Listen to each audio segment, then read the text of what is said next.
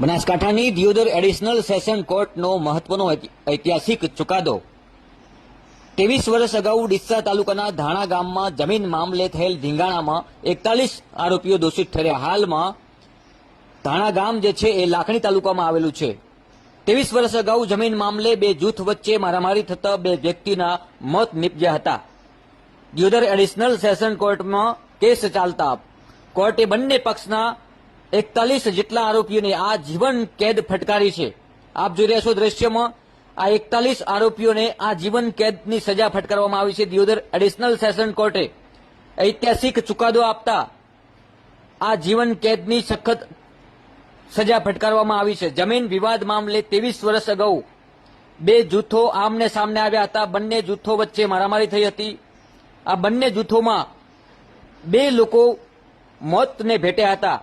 23 વર્ષ અગાઉ જમીન મામલે બે જૂથો વચ્ચે જ્યારે મારામારી થતા બે વ્યક્તિના મોત નીપજ્યા હતા। દિયોદર એડિશનલ સેશન કોર્ટે 41 આરોપીઓને આજીવન કેદની સજા ફટકારવામાં આવી છે। જમીન વિવાદ મામલે 23 વર્ષ અગાઉના કેસમાં આજે એક ઐતિહાસિક ચુકાદો દિયોદર એડિશનલ સેશન કોર્ટે આપ્યો છે। 23 વર્ષ અગાઉ આગથળા પોલીસ મથકે સામસામે બંને પક્ષે ફરિયાદ નોંધાવી હતી। મારામારીના બંને પક્ષમાંથી બે વ્યક્તિના મોત નીપજ્યા હતા।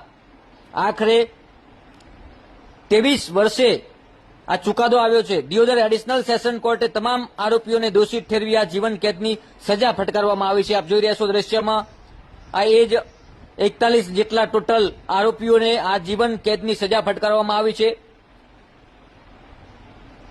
કેટલીક ચર્ચા વિચારણાઓ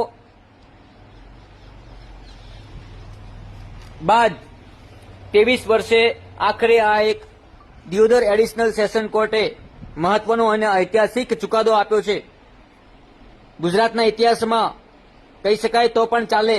લાખણી તાલુકાના ધાણા ગામે જમીન મામલે આ ધીંગાણું થયું હતું અને ધીંગાણામાં બે લોકોના મોત નીપજ્યા હતા। જમીનનો વિવાદ કેટલાય પરિવારોને આજે બરબાદ કર્યા કહી શકાય, કારણ કે 41 જેટલા લોકોને આજીવન કેદની સજા ફટકારવામાં આવી છે। કહી શકાય કે 41 જેટલા પરિવારો બરબાદ થયા। કોઈ પણ ગુનાહિત પ્રવૃત્તિ પહેલા પરિવારની સામે જોવું, પરિવારની પાછળ જોવું કે આપણી પાછળ કેટલા લોકો નિર્ભર છે।